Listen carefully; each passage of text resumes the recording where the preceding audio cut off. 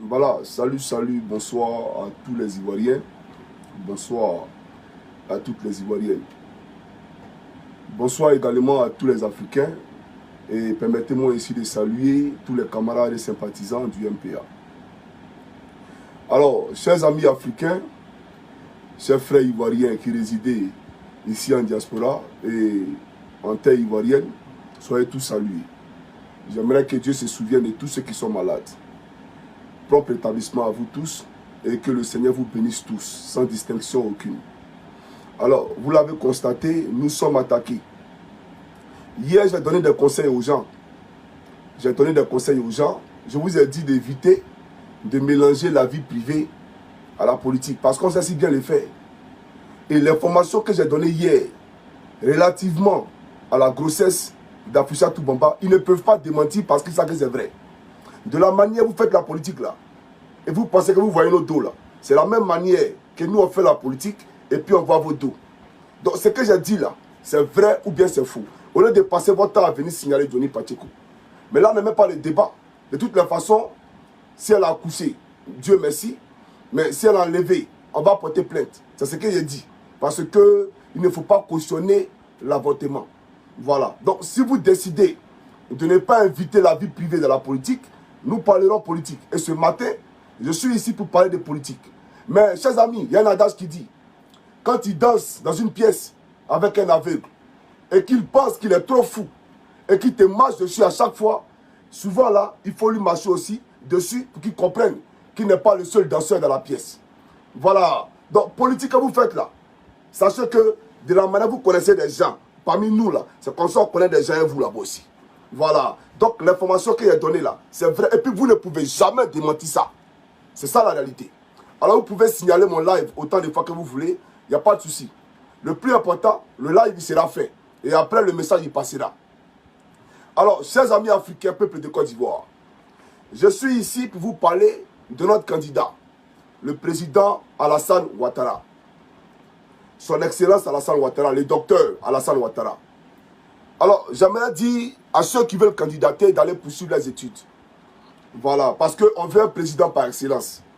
Vous comprenez un peu. Aujourd'hui, je vous parlerai de l'homme. Pourquoi nous avons porté notre choix sur le président Alassane Ouattara? Le président Ouattara a fait preuve de bonne foi. Toute la Côte d'Ivoire et la planète entière a témoigné de cela. Il a fait preuve de bonne foi. À travers un discours solennel, là où il était acculé de partout. Non, Ouattara veut se représenter. Ouattara veut se représenter. Comme si la Constitution ne lui donnait pas le droit de se représenter. Comme si la Côte d'Ivoire, là, c'était un champ de café cacao. Et lui n'a pas le droit de se représenter. Mais il a fait un discours solennel. Pourquoi? Parce qu'il a compris à l'époque que lui, Gbagbo et Bédié là, et puis Soro Guillaume, l'étudiant qui n'a pas fait ces études-là, il a compris qu'ils ont envoyé trop de problèmes à la Côte d'Ivoire. Donc il a décidé d'envoyer un message fort à ces gens-là pour dire retirons-nous et passons les relais à la nouvelle génération. Quand on parle de nouvelle génération, là, c'est nous, hein, c'est pas vous. Toi, Soro Guillaume, tu as 50 ans. Moi, Johnny Pacheco, je ne suis même pas encore vers 40 ans. Donc, quand on parle de nouvelle génération, c'est nous qui sommes dans la trentaine. Ce n'est pas vous. Toi, tu es vieux et tu as gouverné la Côte d'Ivoire. Tu as été ministre de la Communication. Tu as été ministre de la Défense. Tu as été Premier ministre. Tu as été président de l'Assemblée nationale. Tu cherches quoi dans ta vie? C'est nous, la nouvelle génération. C'est nous, Ouattara. Mais c'est pour dire même à nous-mêmes, nouvelle génération, le pouvoir, il ne se donne pas. Le pouvoir, il s'arrache. Le pouvoir, il s'arrache. Des gens qui viendront vous dire, non, Ouattara doit passer le relais. Passer quel relais? Depuis quand en politique on passe le relais? Quand Macron, qui était jeune en France, a voulu devenir président, là, lui a passé le relais, Macron allait arracher le pouvoir dans les urnes. Macron, il allait arracher le pouvoir dans les urnes. Mon frère, le maire de Gagnoa, mais il avait en face de lui hier un candidat d'un parti politique. Mais lui, candidat indépendant, il allait arracher le pouvoir dans les urnes. Comment on appelle ça? À la municipalité de Gagnoa. Alors, vous parlez de quoi? Non, Ouattara doit s'asseoir, passer le relais à la nouvelle génération. Il a fait de bonne foi.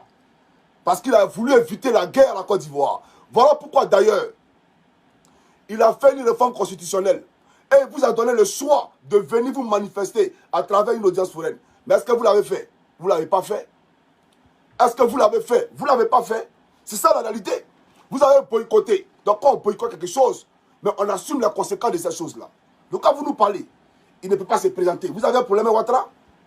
Est-ce que vous avez un problème avec lui? Vol Bédier peut se présenter. Vol Gbagbo, lui peut se présenter, mais lui doit finir ses problèmes au niveau de la justice parce que nous avons un code électoral. On ne peut pas avoir un candidat qui a un casier judiciaire. Donc il doit finir ses problèmes à la justice d'abord. Si la justice le blanchit et que l'État de Côte d'Ivoire le blanchit, il peut se présenter.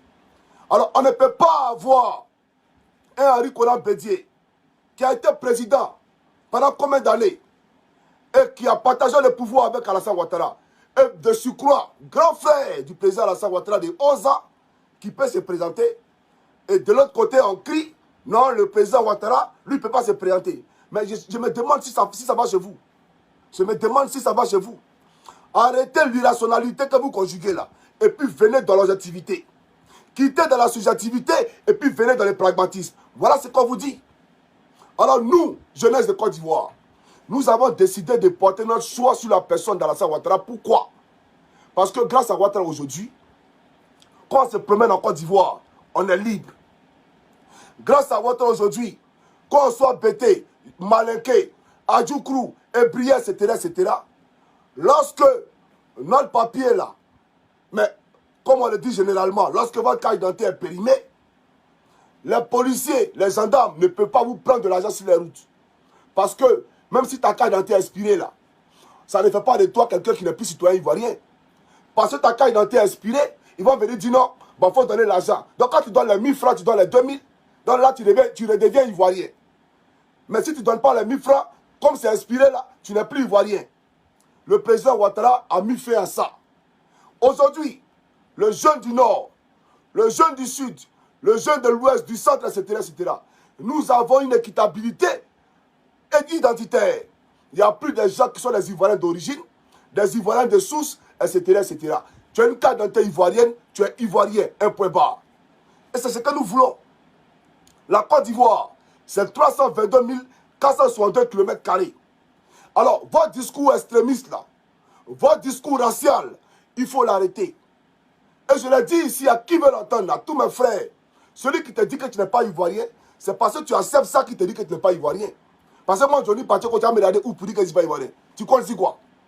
Donc, toi qui sais que ton village est situé dans les 322 462 km², peu importe si c'est au nord, au sud, à l'est, à l'ouest ou au centre, si on te dit que tu n'es pas ivoirien, que tu acceptes, c'est que c'est toi qui as un problème. Alors, celui qui a permis qu'il y ait cette parité entre les Ivoiriens en Côte d'Ivoire, effectivement, il s'appelle Alassane Ouattara. C'est lui qui a pérennisé la paix. C'est lui qui a donné le sourire au peuple de Côte d'Ivoire. Aujourd'hui, on se croit en Côte d'Ivoire sous l'air Houphouët-Boigny. La paix n'a jamais régné autant sur la Côte d'Ivoire que sous l'air Alassane Ouattara. Les coups d'État, il y en a eu en Côte d'Ivoire. Mais vous n'avez pas vu ces coups d'État-là prospérer parce qu'il y a eu une politique de rigorosité qui a été appliquée. Oui, le président Ouattara a travaillé avec brio, avec ingéniosité pour permettre à ce que vous, Ivoiriens, vous dormez en toute quiétude. Sinon, des coups d'État, il y en a eu. Depuis les pays frontaliers, là, il y a eu des coups d'État, mais qui ont été déjoués et traités avec la plus grande sévérité par le président Alassane Ouattara. Alors, j'aimerais vous dire pourquoi nous portons notre choix sur ce monsieur, parce qu'il a pu garder la paix. Cette paix que le père Houphouët-Boigny nous a légué en héritage. Quand Houphouët construisait sa basilique, c'était pour ne pas qu'un jour, la guerre, les armes visitent son pays. Houphouët a pensé à ça. C'est le plus lourd héritage qu'il nous a laissé. Il ne peut jamais avoir la paix au Vatican, parce qu'il y a la basilique au Vatican. Mais en Côte d'Ivoire, avant nous tenu compte de la basilique, on a fait fi de cela. On a marché, on a tripatouillé la loi que Houphouët-Boigny nous a laissée, qui est la paix. Et on est venu embrasser ce pays-là.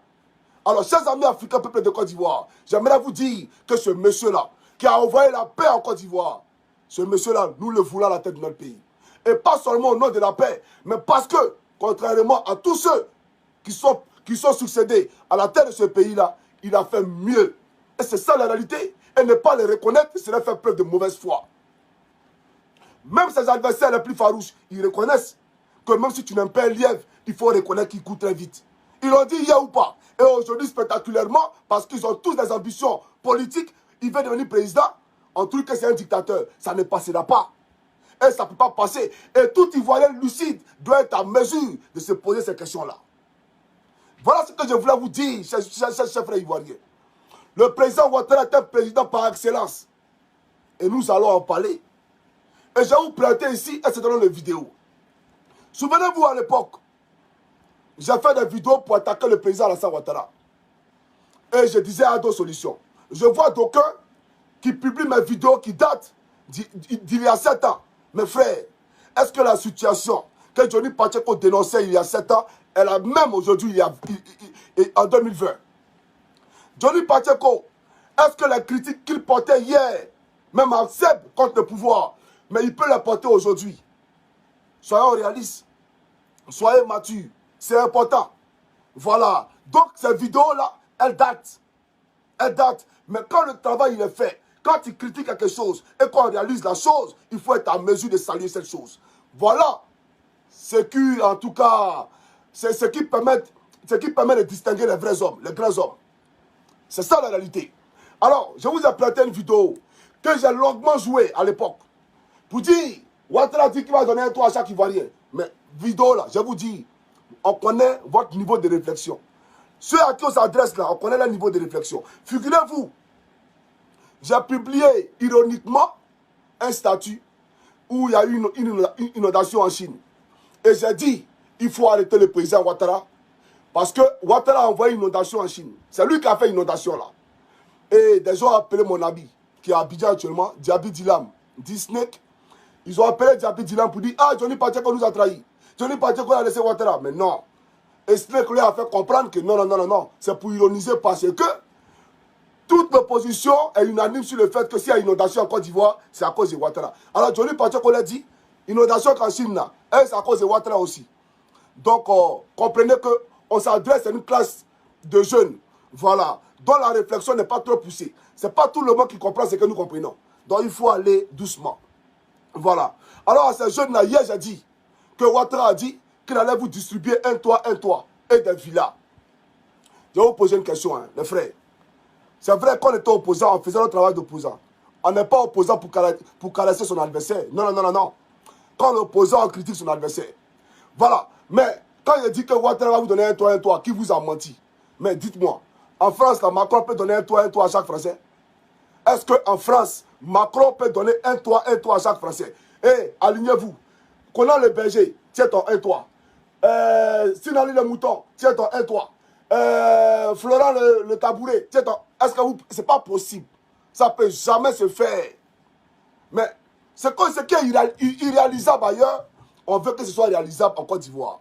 Le président Ouattara vous a dit qu'il allait créer des conditions pour que vous ayez accès au logement à bas prix. C'est-à-dire 25 000 francs par an sur 25 ans. Comme la maison où je suis actuellement. Un projet de ce genre. C'est de ça qu'il parlait. Voilà. Donc on va l'écouter. Et puis on va voir si ce qu'il a dit ici, là, il n'a pas réalisé ça. Est-ce que ce qu'il a dit là, est-ce qu'il n'a pas fait ça? C'est de ça qu'il s'agit. C'est le Africain peuple de Côte d'Ivoire. On écoute la vidéo rapidement. 2 à 3 ans qui nous viennent, il ne s'agira plus de dépenser des dizaines de milliards pour le renforcement, mais plutôt des centaines de milliards pour la réparation des routes. Chers compatriotes, c'est le pays tout entier qui se dégrade. Et c'est ensemble, dans la paix, que nous allons le réhabiliter, le reconstruire. C'est la raison pour laquelle je suis candidat à l'élection présidentielle. J'ai des solutions pour sauver nos infrastructures et offrir un toit à chaque Ivoirien. Je m'engage chaque année à renforcer 1000 km de routes bitumées, à recharger au moins 5000 km de routes en terre et à construire plus de 200 km de routes neuves.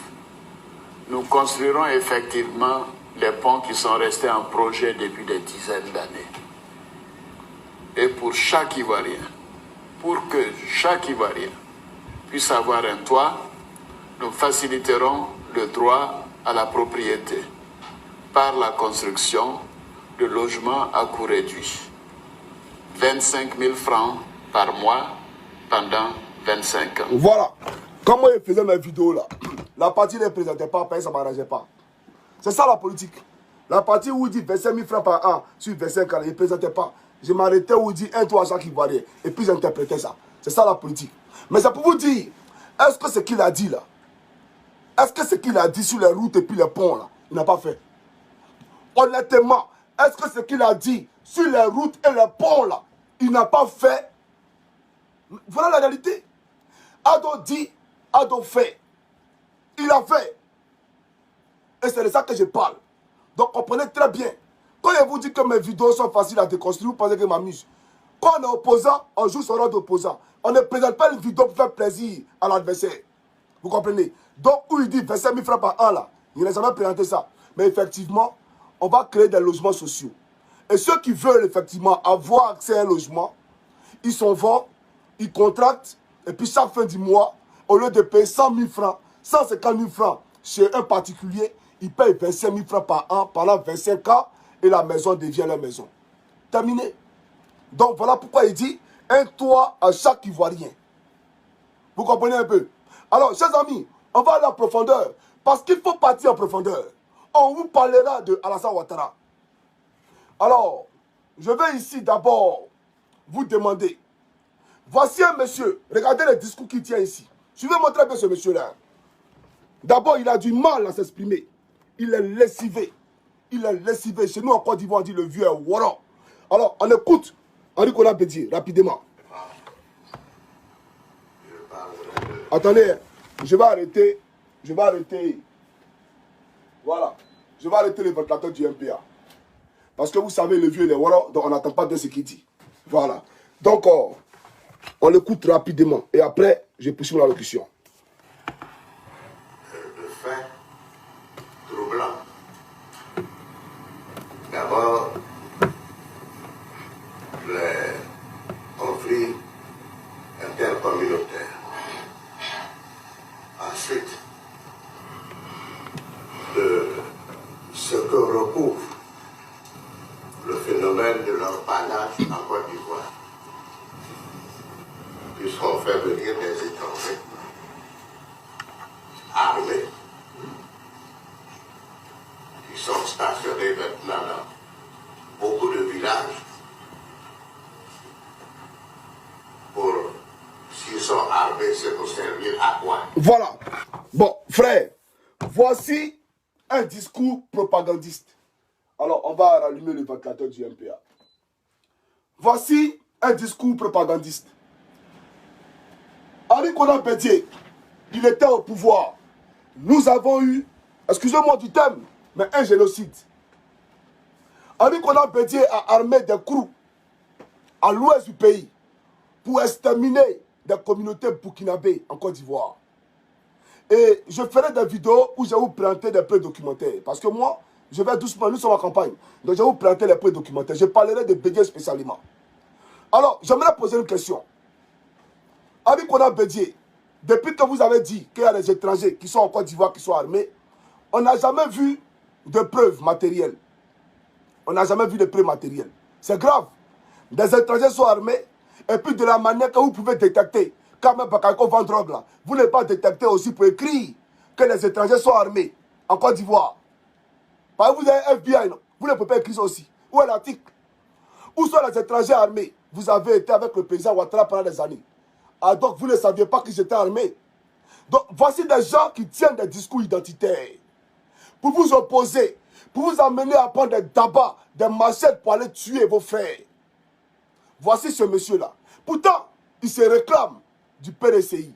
Mais ce qu'il oublie, il a, avec Koufoué, c'était le PDCI RDA, le Rassemblement démocratique africain, qui englobait le Sénégal, le Mali, la Guinée. Tous les leaders, c'était un pays, un parti politique panafricain. Le père du panafricanisme, il s'appelle Félix Houphouët-Boigny. Mais aujourd'hui, tu persécutes le fils du panafricanisme. Tu persécutes les fils d'Afrique dans ton pays. Houphouët. Mais si la Côte d'Ivoire a aujourd'hui cette dimension, si la Côte d'Ivoire est riche aujourd'hui et peut se vanter de ce qu'elle est, c'est justement parce que les étrangers ont aidé beaucoup Houphouët-Boigny à construire ce pays-là. Ils ont été comme les États-Unis ont été construits par les étrangers. C'est dans quel pays il n'y a pas d'étrangers? Non, mais si étrangers ici. Vous-même, Bédier, vous avez des maisons en France. Est-ce que vous n'avez pas de maisons en France? Les Français, là, ils vous utilisent comme ça. Est-ce qu'ils parlent de vous comme ça? Mais vous avez volé l'argent du pays par acheter des maisons en France. C'est pas ça? Alors, soyons sérieux. Monsieur Bédier, quand la guerre va éclater, votre fils, là, il ne sera pas sur le terrain. Votre fils, il ne connaît pas le match. Votre fils ne connaît pas la route de la Méditerranée. Idem pour le fils du président Ouattara. Idem pour le fils de Gbagbo. Ils ne connaissent pas le match. Ils ne connaissent pas la Méditerranée. Eux, leur passeport, là, c'est diplomatique. Quand ils veulent voyager, ils ne connaissent pas visa. Arrêtez de manipuler les enfants des gens. Arrêtez de manipuler les enfants des gens. Aujourd'hui, là, même toi, Bédier, si tu viens au pouvoir, qui pourra t'approcher? Il n'y a personne. Qui peut approcher Bédier? Il n'y a personne. C'est ton cercle là qui va truc. Vous n'allez pas le pouvoir pour venir manger. C'est ça? Parce que vous venez manger. Et Yodé, si le chanter, c'est pour manger. Donc vous venez pour manger. Ne venez pas distraire le peuple de Côte d'Ivoire. Alors, avons-nous besoin d'un président extrémiste? Avons-nous besoin d'un président qui tient des discours racistes? Des discours, mais à opposer les uns contre les autres? Ou nous avons besoin d'un président qui parle peu, mais qui travaille? Vous allez vous poser des questions. Vous allez vous poser des questions. Alors, voilà de quoi ici ils sont en train de parler. Et ce monsieur-là, on dit qu'il est candidat. Il a 86 ans. Et on dit qu'il est candidat. Mais à un moment donné, il faut arrêter. Et Ouattara ne peut pas être candidat. Alors, si Bédier peut se présenter, mais il vient où, en tout cas, cette équation-là que Ouattara ne peut pas se présenter? Venez nous expliquer. Ça n'a pas de sens pour nous. Alors, allez compétir. Et puis, nous, l'avons choisi celui qu'on veut parmi vous. C'est tout. Alors, chers amis, est-ce que c'est de ça que vous avez besoin? Non, je ne crois pas. On va avancer parce qu'il faut qu'on avance. Il faut qu'on avance. Alors, en Côte d'Ivoire, nous avons eu un problème d'eau. En Côte d'Ivoire, nous avons eu un problème d'eau. Écoutez-moi très bien. Cette vidéo a été réalisée par la RTI. Je vais vous présenter ici la date de publication de la vidéo par la RTI. Suivez ici, rapidement. Cette vidéo a été publiée quand? En novembre, le 18 novembre 2011. Le 18 novembre 2011. Ok. Novembre 2011, le président Ouattara était à Yamoussoukro pour son investiture en juillet 2011. Donc, en juillet, le temps de former son gouvernement, la Côte d'Ivoire, vous savez, il y avait des cadavres partout qui jonchaient les rues. Il y avait des cadavres partout, la Côte d'Ivoire puait, etc., etc. Alors, le temps même que le pouvoir se remette en place, que les institutions étatiques puissent fonctionner à nouveau, ça a pris du temps. Vous comprenez? Bon, on suppose même, juillet, août, septembre, octobre, novembre. Donc, juillet n'est pas dedans. 4 mois que le président Ouattara était aux affaires. 4 mois seulement. Voilà le problème qu'il est venu trouver en Côte d'Ivoire. On va voir si à ce problème-là, il n'a pas trouvé solution. Chers amis africains, peuple de Côte d'Ivoire, suivez cette vidéo. Pénurie d'eau dans les communes de Yopougon et de Abobo. Depuis 5 ans, les habitants de ces quartiers ne sont pas approvisionnés en eau potable. Notre reporter Noël Gnagno, dans l'élément qui va suivre, nous indique comment ces populations s'organisent pour recueillir quotidiennement de l'eau. Ces bidons, ces bassines exposées depuis des heures, attendent une seule chose, être remplis d'eau. Au prix de 50 francs le bidon de 20 litres et 100 francs la bassine de 60 litres chez la revendeuse d'eau du quartier. À faire les factures, là, quand on finit comme ça, le mois, en ce cas, on ne gagne pas beaucoup. Quand on a de l'eau dedans, on ne gagne pas beaucoup. Parce que le facture c'est cher. Nous sommes à Yopougon, en Anéré. Ici, l'eau ne coule plus dans les robinets des appartements. Les enfants qui sont nés il y a 2 ans ne savent pas qu'il y a de l'eau qui vient dans le robinet, dans les maisons. C'est-à-dire que l'eau qui tombe sur la tête pour qu'on se lave le matin, là, ça n'existe pas. Les enfants qui sont nés il y a 2 ans, nous sommes en 2011. Nous sommes en 2011. 2 ans, nous étions en quelle année? En 2009. On peut suivre la vidéo. L'eau, source de vie, est devenue malheureusement source d'inquiétude, de cauchemar, parce que d'une extrême rareté. Et c'est là, depuis des années. De 2006 jusqu'à 2008, ça vient à minuit, jusqu'à 5 heures, ça finit. Maintenant, depuis 2008 jusqu'à aujourd'hui, là, ça ne vient même plus pendant 3 mois, 4 mois. Voilà. Chers amis, voilà un peu ce que le président Ouattara est venu trouver quand il a pris les affaires. Il faut appeler les choses par les noms. Parce qu'il ne s'agit pas de dire, votez tel. Ici, là, on n'est pas là pour faire plaisir à quelqu'un, on parle d'un État. Un État ne se construit pas sur les sentiments des petits marcheurs. Un État ne se construit pas sur les sentiments d'un groupe d'extrémistes. Un État se construit avec du sérieux. Et on regarde bien entendu les perspectives. Et celui qui peut travailler avec perspicacité, là, c'est lui qu'on prend et puis on le dépose à la tête de notre pays. C'est ça la réalité. Alors, j'aimerais vous dire, quand le président Ouattara est venu aux affaires, voilà ce qu'il a trouvé. Voilà ce qu'il a trouvé. Alors, vous allez me dire ça encore, si on n'avait pas de l'eau, c'était du fait de la guerre. Répondez à la question. Si on n'avait pas de l'eau, c'était du fait de la guerre. Respectons-nous. Soyons sérieux, les frères. À un moment donné, il faut qu'on soit sérieux. Laurent Gbagbo, lorsque Alou Eugène a payé une voiture de plus de 500 millions de francs CFA, qu'est-ce qu'il a fait? Comme ça a fait un scandale, partout en Côte d'Ivoire, il a enlevé et puis il a fait ambassadeur. Vous vous rappelez à l'époque? Donc il y avait l'argent pour payer une voiture 500 millions. Mais il n'y a pas l'argent pour donner l'eau potable aux Ivoiriens. Donc voici un peu la médiocrité dans laquelle nous étions plongés pendant des années. Le président Ouattara, il est arrivé au pouvoir. Il est arrivé aux affaires. Qu'est-ce qui va se passer?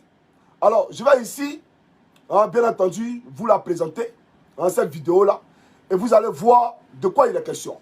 Alors, en 2014, suivez-moi la vidéo. La vidéo a été publiée quand? Par la RTI. Le 13 décembre 2014. Voilà. Qu'est-ce que le président Ouattara a fait? On va suivre ensemble. C'est important. C'est de Africa de Côte d'Ivoire. Suivez la vidéo. Fin du calvaire pour les habitants de la commune de Yopougon. Fin du calvaire, elle a dit. On poursuit. Les rideaux ne sont plus qu'un mauvais souvenir. Ce vendredi en fin de matinée, le président de la République, Alassane Ouattara, a ouvert les vannes de la station de traitement d'eau potable à Yopougon-Niangon 2. Ce geste du président Alassane Ouattara soulage ainsi l'ensemble des populations de Yopougon. Voilà. Donc, le geste du président Ouattara soulage ainsi les populations de Yopougon. De Yopougon. C'est elle qui le dit. On poursuit la vidéo rapidement. Chère population de Yopougon, je suis très heureux de procéder à l'inauguration de cette station de traitement d'eau de Yopougon. Je voudrais, par cet ouvrage, démontrer mon attachement aux populations de cette belle commune. Et puis il va boire l'eau là lui-même. Il va boire l'eau là lui-même. Voilà. Son insuffisance ou sa contamination constitue une menace permanente pour l'homme. Une étude relative à la gestion de la nappe d'Abidjan indique que la capacité maximale d'exploitation de la nappe est de 386 000 m3 jour pour des besoins estimés à 600 000 m3 jour. L'inauguration de la station de traitement d'eau potable Niangon 2 de Yopougon, zone industrielle, par le président de la République, marque le début du règlement définitif de la question de l'eau en Côte d'Ivoire. Voilà. Donc, voici quelqu'un qui travaille. Alors, est-ce que moi, je vote Ouattara parce que j'aime pas la tête de Ouattara ou parce que Ouattara me plaît? Ou je vote pour Ouattara parce qu'il m'envoie de l'électricité, parce qu'il m'envoie de la nourriture, parce qu'il m'envoie du goudron, etc., etc. Voilà la question que nous, on doit se poser. Il faut quitter de la complaisance. Il faut quitter de la passion. Quitter de les sentiments. Et puis parlons en réalité. Voilà ce qu'il est venu trouver. Et voilà ce qu'il a réalisé. Nous-mêmes à l'époque, gendarmes de Côte d'Ivoire, on avait des difficultés à avoir de l'eau. En Anéré, c'était un parcours de combattants. Tu habites au 3e étage, tu n'as pas de l'eau. C'est vrai ou bien c'est faux? Population de Mikao, Yopougon Jasco, vous avez de l'eau au temps de Gbagbo Laurent. Mais celui qui est venu faire en sorte qu'aujourd'hui à Mikao, vous avez de l'eau, il s'appelle Alassane Ouattara. Venez me dire le contraire. Qui peut me dire le contraire ici?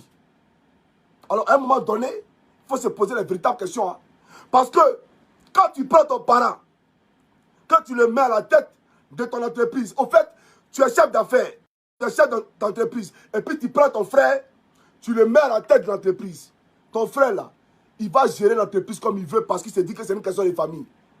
Et en si peu de temps, ton entreprise va prendre faillite. Donc tu tombes. Vous comprenez un peu? Ton entreprise tombe. Parce que la gestion de ton frère ne sera pas la gestion d'un étranger que tu vas mettre à la tête de, comment on appelle ça, de ton entreprise. Un étranger, ça veut dire quelqu'un qui n'est pas ton frère. Vous comprenez? Donc c'est pareil. Si tu mets par exemple quelqu'un d'après toi que tu aimes, à la tête de la Côte d'Ivoire, tu le mets par amour, mais lui il sait que tu l'aimes, il ne va pas travailler. Mais quand tu mets quelqu'un au nom de son programme, quand tu mets quelqu'un au nom de sa promesse, il est obligé de travailler. C'est ça la réalité. Parce qu'il sait qu'au dernier jour, tu vas lui demander un bilan, tu vas lui demander des comptes. Mais ton frère, tu ne lui demanderas jamais de comptes. Combien de parents qui ont été en France, aux États-Unis, etc., qui ont travaillé dur en période hivernale et qui ont envoyé de l'argent à leurs frères pour pouvoir construire leur maison. Ils sont rentrés au pays, ils n'ont pas trouvé de briques. Les frères ont bouffé l'argent. Pourquoi? Parce qu'ils ne savaient pas aller quelque part, c'est pour son frère.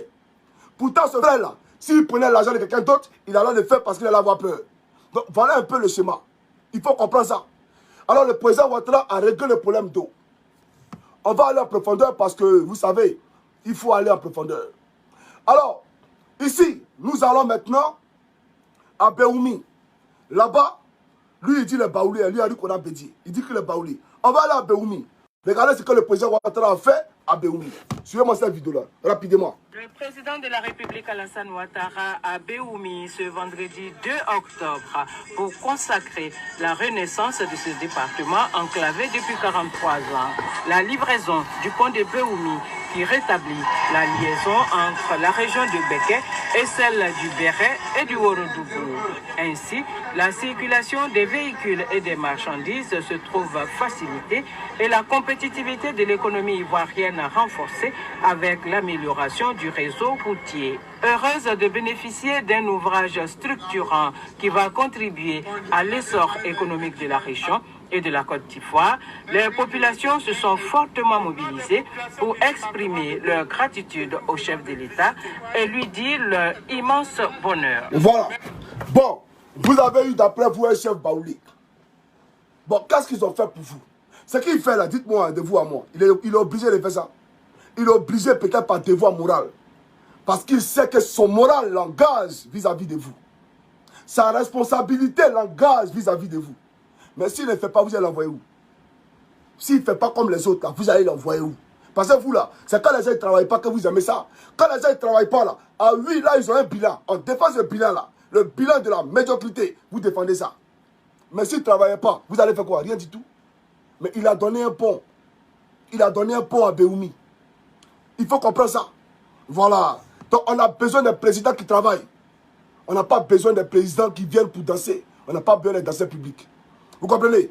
Alors on va avancer. Parce qu'il faut qu'on parle de beaucoup de choses. Il y a beaucoup de vidéos à vous présenter. Et là, nous venons de commencer. On va aller étape par étape. Parce qu'il y a beaucoup de choses à dire. Alors, chers amis africains, peuple de Côte d'Ivoire, nous allons parler du problème du carburant. Voyez-vous, souvent les gens se plaignent. Non, le carburant il est cher. Le prix du carburant à Korogo n'est pas le même prix à Abidjan. Le prix du carburant à Gagnoa n'est pas le même prix qu'à Yamoussoukro.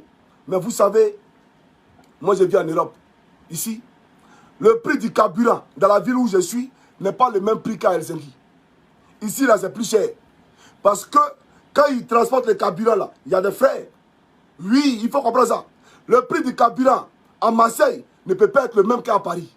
Parce qu'ils transportent cela. À moins qu'il y ait un pipeline qui fait transporter en tout cas le carburant de façon souterraine pour que les habitants de Marseille là, aient le carburant à un temps record.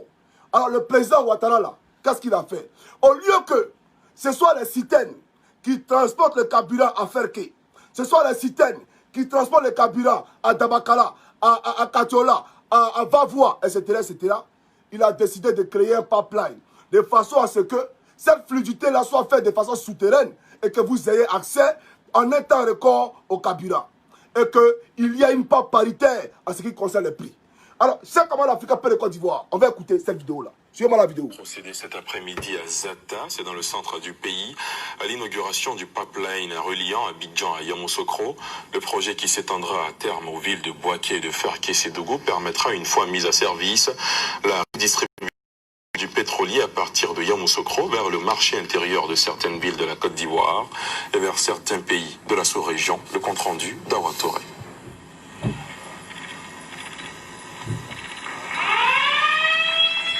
Par ce geste, le président de la République, Alassane Ouattara, vient d'approvisionner le dépôt geste aussi de Yamoussoukro à partir du dépôt d'Abidjan. La mise en service du pipeline consiste donc à démarrer les pompes d'Abidjan, ouvrir la vanne d'arrivée et vérifier que le produit est arrivé en prélevant des échantillons. La mise en exploitation de ce premier tronçon Abidjan-Yamoussoukro est un grand pas vers le repositionnement de la Côte d'Ivoire dans le domaine de la distribution des hydrocarbures dans la sous-région ouest africaine. Le gasoil, le fioul, viendra jusqu'ici, à Yamoussoukro, et pourra être enlevé à partir de Yamoussoukro. Le pipe continue jusqu'à Bouaké, comme vous le savez, et bien évidemment, par la suite, sur le fait que c'est nouveau. Je voilà. Féliciter le ministre. Bon, là, il félicite ce ministre. Mais le plus important, vous avez compris. Vous avez compris. Vous vous plaignez, il n'y a pas de gaz. Mais aujourd'hui, là, vous aurez du gaz à Yamoussoukro. Vous vous plaignez qu'on n'a pas du carburant. Et que le carburant, le prix du carburant à Yamoussoukro n'est pas le prix du carburant à Abidjan. Mais aujourd'hui, à cause du pipeline, le prix du carburant à Yamoussoukro sera égal au prix du carburant à Abidjan. Voilà la réalité, les frères. Donc ne vous trompez pas de combat. On parle de développement. Aujourd'hui, là, nous courons tous vers le développement. C'est le développement. Et vous avez vu, notre premier ministre est mort, le stylo en main. Il est mort, le stylo en main, en plein conseil des ministres, en train de statuer, réfléchir sur les grands dossiers ivoiriens pour votre émancipation. Il est mort, le stylo en main. Il est mort au front. Donc, on parle ici de développement de la Côte d'Ivoire. Et c'est ça la réalité.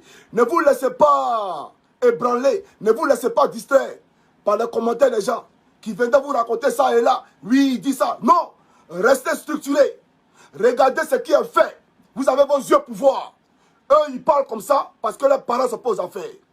Ils parlent comme ça parce qu'ils espèrent que leurs parents viennent aux affaires pour ne pas travailler, mais rester en France et puis dormir dans des palais avec l'argent du contribuable.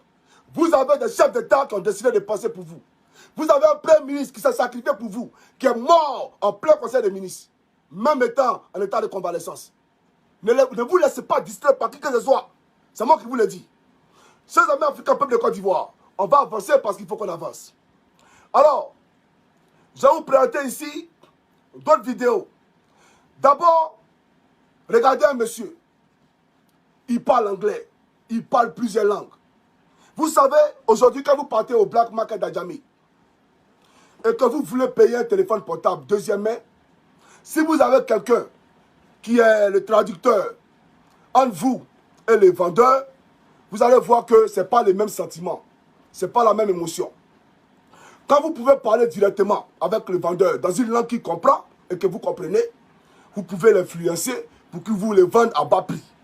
Mais quand il y a quelqu'un qui traduit, la traduction, elle n'est pas toujours retranscrite de façon, en tout cas de façon textuelle. Alors, nous avons un président qui parle anglais. Mais les plus grandes langues au monde, là, il y a le français. Et puis, il y a l'anglais d'abord, il ne faut pas parler français. Il y a l'anglais d'abord. Parce qu'avec l'anglais, tu peux te déplacer partout dans le monde, tu n'es pas besoin de quelqu'un. Tu peux t'exprimer partout où tu vas dans le monde. Moi, quand je vais en Hollande, quand je vais dans le pays, je vais au Danemark, quand je vais en Suède, dans tous les pays, je n'ai pas besoin de comprendre les langues. Je m'exprime en anglais, ils comprennent ce que je dis. Vous comprenez? Donc l'anglais, c'est une langue qui est très importante. Quand les investisseurs étrangers regardent votre pays et qu'ils voient un homme comme Alassane Ouattara qui parle les langues, ils n'ont pas de difficulté à venir et à discuter avec lui. Mais quand ils savent qu'il y a un c'est pour le boulanger, quand ils savent qu'il y a un Henri Konan Bézier, Papa Naopaya clandestin, quand ils viennent, ils ont des difficultés parce qu'ils vont parler de quoi avec toi? Ils sont obligés toujours de parler par les interprètes. Et l'interprète là, lui il traduit ce qu'il veut, toi tu ne comprends pas. Donc si on veut tuer la Côte d'Ivoire, si on veut bombarder la Côte d'Ivoire, que l'interprète dit à Henri Konan Bédié, que non, il veut te donner or, Henri Konan Bédié applaudit. Donc on a besoin d'un président par excellence. Alors voilà le président Alassane Ouattara qui a été invité aux États-Unis dans une université pour aller, mais en tout cas leur apporter son expertise, leur partager son savoir. Vous comprenez? Alors, chers amis africains, de Côte d'Ivoire, suivez-moi cette vidéo rapidement. It's also a pleasure to welcome you all Donc, c'est un plaisir pour nous de vous inviter à ce forum du monde des leaders colombiens. Voilà, on peut suivre.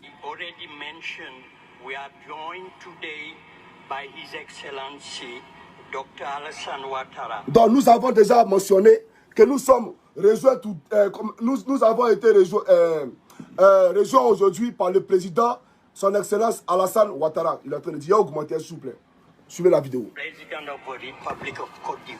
de la République de Côte d'Ivoire. Madame Dominique Claudine Ouattara. Sa femme Dominique Ouattara. Première dame de Côte d'Ivoire. Et elle est membre de la délégation ivoirienne. Je voudrais vous informer. Je voudrais vous informer sur notre mode de fonctionnement. Voilà ce qu'il est en train de dire.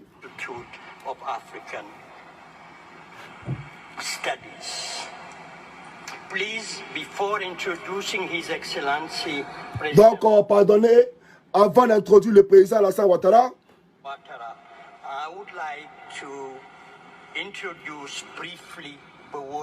donc je voulais introduire brièvement, voilà, bon, l'institution. Bon, on va écouter le président Ouattara lui-même. Et puis après, je pousse ma locution. Suivez le président Ouattara, lui il parle ici. Ministère of Planning, Ministère of Solidarity, l'ambassade. C'est quel point de réseau ça là? C'est là les sorciers. Laissez le président parler. Un instant. The hopeless continent by the Economist. Today, obviously, this has changed. It was about 10 years ago, Africa's rising and now aspiring Africa. Because the progress has been quite impressive. And obviously, this is due to... Bon, je ne traduis pas pour vous. Allez appeler Ali Konan Bédié, il va traduire pour vous. Allez appeler Seplou, il va traduire pour vous. Voilà. Donc, voici un président. Un président par excellence. Un président qui attire les investisseurs dans votre pays. J'ai vu une vidéo, hey, frère, vous savez... J'ai vu une vidéo qu'ils ont publiée sur Facebook où on parlait des Ivoiriens. On dit, que pensez-vous des Ivoiriens? Que pensez-vous des Ivoiriens? Il y a une partie qui m'a marqué dans cette vidéo que j'ai retenue. Et je vais vous partager cette vidéo-là, les frères. Alors, voici la vidéo. Écoutez très bien ce que la fille va dire. Suivez la vidéo. Leur pays, quoi. Il y a le train là-bas aussi. Ouais, McDo, tout ça, parce que je vois à la télé. Et j'ai des copines aussi ivoiriennes aussi. Et des voisins aussi. Par rapport aux Congolais, tu préfères les Ivoiriens ou les Congolais? Les deux. Voilà. Donc ici, qu'est-ce qu'elle a dit? Un pays développé. Je vois à la télé, ils ont le McDo, ils ont ceci, ils ont cela. Vous voyez? Mais vous avez simplement retenu qu'on dit les Ivoiriens sont impolis. Les Ivoiriens parlent mal. Mais elle a dit quelque chose d'important. Elle a dit pourquoi? Donc elle viendra vous dire, McDo, c'est pas pour les Ivoiriens. Mais les frères, écoutez-moi très bien. Ne soyez pas aussi des ignares. Écoutez, si moi aujourd'hui il y a de l'argent, que je vais investir en Finlande là, que je vais investir en Finlande ici là, ouvrir un parc commercial, les Finlandais vont crier comme ça. Ils vont applaudir. Ils ne vont pas dire que c'est pour un étranger. Parce que j'ai payé un impôt dans les pays. Je vais donner du boulot à les jeunes. C'est comme ça. Tu ne peux jamais investir dans un pays et puis le pays va perdre. C'est faux. Lui qui vous dit ça, il ment. Allez sur les Champs-Élysées en France. La rue la plus importante, l'une des rues les plus importantes au monde. Allez sur les Champs-Élysées. Tous les magasins qui sont là, vous pensez que ça appartient à Macron? Vous pensez que ça appartient à Macron? Non, ça appartient aux étrangers. Ça appartient aux étrangers. Mais c'est ça là qui fait la richesse de la France. La France vit d'impôts, de nos impôts, des taxes que ces gens-là payent. Alors quand Carrefour vient en Côte d'Ivoire, quand Zara vient en Côte d'Ivoire, quand McDonald's vient en Côte d'Ivoire, mais vous devez saluer ça. Parce qu'ils viennent pour redynamiser, comment on appelle ça, votre mode de vie. Et ils viennent pour donner du boulot à vos jeunes. Ils viennent pour faire en sorte que les caisses de votre pays soient renflouées. Mais les opposants vont venir vous mentir. Non, Ouattara, il vend les pays. Oh, Zara est venu. Oh, McDonald's. Mais écoutez, alors qu'eux-mêmes là, ils envoient les enfants au McDo aux États-Unis. Alors qu'eux-mêmes là, ils envoient les enfants au McDo en France. Ils envoient les enfants au McDo en Suisse. Mais en Côte d'Ivoire, on ne doit pas avoir McDo. Soyons sérieux, les frères. Réveillez-vous, C'est très important. Moi, je suis ici pour vous parler de développement. Je ne suis pas ici de la passion ni de la démagogie. Alors, la fille, elle a dit ça, non? Elle a dit, c'est pas moi qui ai dit. Vous c'est ce que vous avez retenu. Moi, c'est ce qu'elle a retenu qu'elle est là. Voilà. Alors, on va aller en profondeur. Parce qu'il faut qu'on parte en profondeur. On doit aller en profondeur. Alors, voici Carrefour qui venait s'installer en Côte d'Ivoire. Suivez-moi cette vidéo-là, rapidement. Avec le président Alassane Ouattara. C'est un immense plaisir de voir une telle disponibilité de surface de shopping pour nos concitoyens. Et je voudrais vraiment remercier le directeur général et toutes les autorités de Carrefour, les actionnaires. Voilà, toutes les autorités de Carrefour, les actionnaires. Voici un homme d'affaires. Voici un homme d'affaires. Quand vous partez écouter des pasteurs là, c'est pourquoi? Pasteur, change ma vie. Pasteur, change ma vie. Je vais être milliardaire. Et le pasteur vient. Bon, je vous apprends la marmaille, les opportunités d'affaires, etc., etc. Mais vous avez quelqu'un aussi là qui donne à la Côte d'Ivoire les opportunités d'affaires. Ça, vous ne voulez pas. Vous voulez que votre vie change, mais vous ne voulez pas que la vie de la Côte d'Ivoire change. Quel genre de personnes êtes-vous? Des personnes narcissiques, égocentriques, qui ne pensent qu'à leur propre vente. On ne pense pas à la future génération. Il faut applaudir le président Alassane Ouattara. Il faut saluer le président Alassane Ouattara. Et je vous le dis, vous n'avez pas encore voyagé, mais si vous voyagez, mais écoutez, quand nous on sort aujourd'hui là, quand on va en ville, c'est parce que le centre-ville là, il y a tout. Il y a tous les supermarchés, il y a la nourriture, il y a les vêtements qu'on peut acheter. Voilà pourquoi on va au supermarché. Voilà pourquoi on va au centre-ville. Quand tu vas au centre-ville aujourd'hui à Abidjan, tu es fier parce que ce que tu trouves en Europe là, tu trouves ça à Abidjan aussi.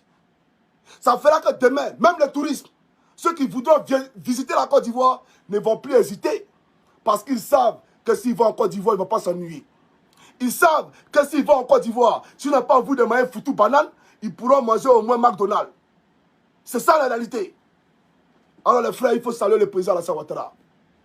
Et puis n'oubliez pas de me rappeler à chaque fois, ça fait combien de temps ici en ligne. Comme ça, si on ne doit pas trop développer une vidéo, il ne développe pas. Alors nous allons ici rendre hommage au Premier ministre Amadou Gon Coulibaly. Voici un ministre, un Premier ministre de Côte d'Ivoire, qui aux affaires à penser aux femmes.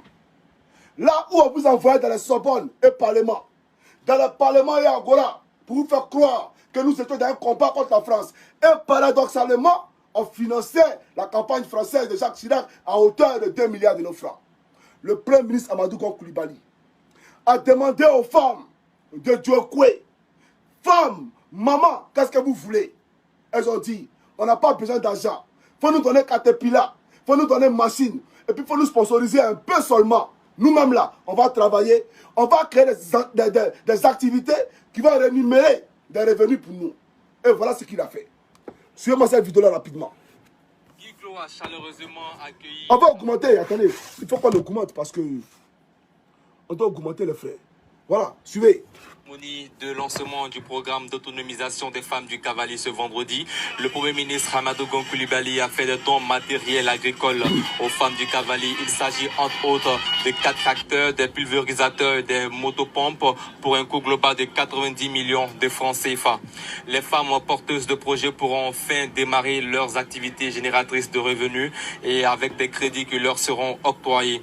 C'est la présidente du conseil régional du Cavalier qui a dégagé le sens de cette initiative du gouvernement à l'endroit des femmes du Cavalier. Je vous propose de l'écouter. Monsieur le Premier ministre, les projets pilotes vont démarrer dans 4 chefs-lieux de sous-préfecture, avec 5 hectares à la disposition des femmes. Ce que nous leur demandons comme investissement, c'est la mise à disposition des 5 hectares. À partir de ce projet pilote, chaque village devra avoir au moins une coopérative des femmes et 3 hectares. Dès qu'elles ont ces hectares et qu'elles auront constitué leur coopérative, les machines iront labourer, préparer le site et Madame la secrétaire d'État ira les installer. Je souhaite donc que Madame la secrétaire d'État ici... Voilà, donc ici c'est une vidéo qui dure 3 minutes, je crois. Mais on va écouter les mamans là, elles vont parler rapidement. Suivez, s'il vous plaît, suivez. Nous sommes très heureuses. Les femmes du département de Taï sont très heureuses parce que l'autonomisation de la femme, vraiment, notre président en a fait son affaire. Et nous allons travailler, travailler pour que la femme soit indépendante financièrement. Tout ce que je peux dire, c'est merci. merci au Premier ministre, mais merci à Mme Anne-Désirée Loto. Voilà. Donc, les frères, là, je suis venu, donc il a fait un peu, voilà. Donc, voici un peu le cœur d'Alassane Ouattara. Voici le cœur de feu Amadou Gon Coulibaly. Voici ce qu'ils ont fait hier pour vous. Pourtant, on les a critiqués. Pourtant, même dans la maladie, ils ont été persécutés. Mais voilà quelqu'un qui était audible aux souffrances de nos mamans. Maman de Côte d'Ivoire, que voulez-vous? Papa, nous voulons des tracteurs.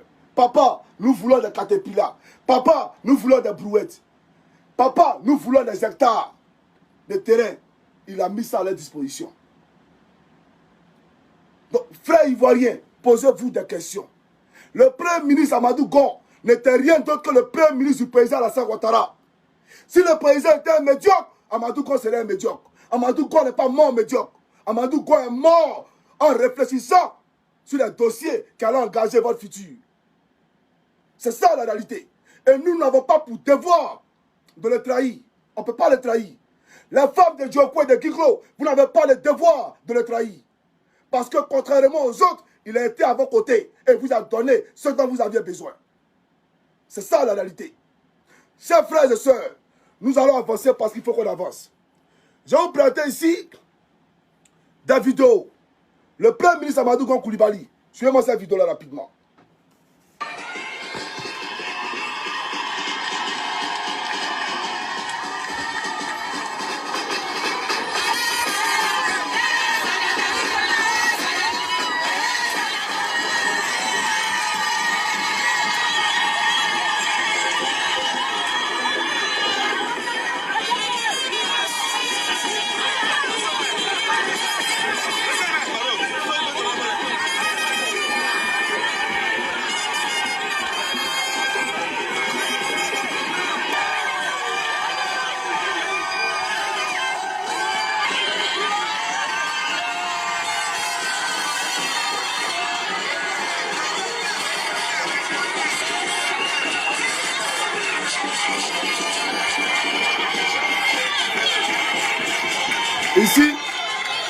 Ici, il venait de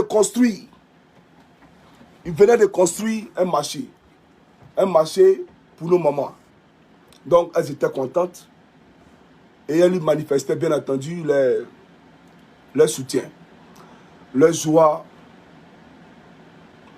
Voilà. Donc, voilà un peu.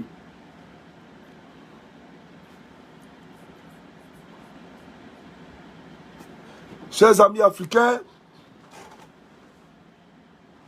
c'est difficile, hein? Voilà. Mais je pense que j'ai fait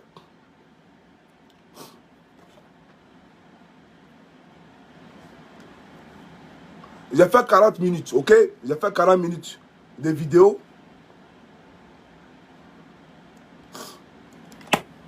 C'est dur, les frères. J'ai fait 55 minutes de vidéo. Je vais m'arrêter là. Je ferai une autre vidéo, parce que tu ne m'as pas continué. Je ferai une autre vidéo et puis on parlera. On parlera, je vais conserver les autres vidéos et puis on parlera. Alors portez-vous bien, c'était le camarade Johnny Pacheco Antonio du MPA. Que Dieu bénisse la Côte d'Ivoire, que Dieu bénisse le président Alassane Ouattara. Et j'aimerais dire au peuple de Côte d'Ivoire, soyez sereins et soyez concentrés. Soyez sereins, soyez concentrés. Aujourd'hui, nous allons vers les élections et vous devez savoir que le président Ouattara est le bon choix. Voilà, je vais m'arrêter là, j'aurai l'occasion de vous parler, je n'ai pas parlé dans cet état-là. Portez-vous bien, c'est le camarade Johnny Pacheco Antonio du MPA. C'est ce qu'il est bon. Ciao, ciao.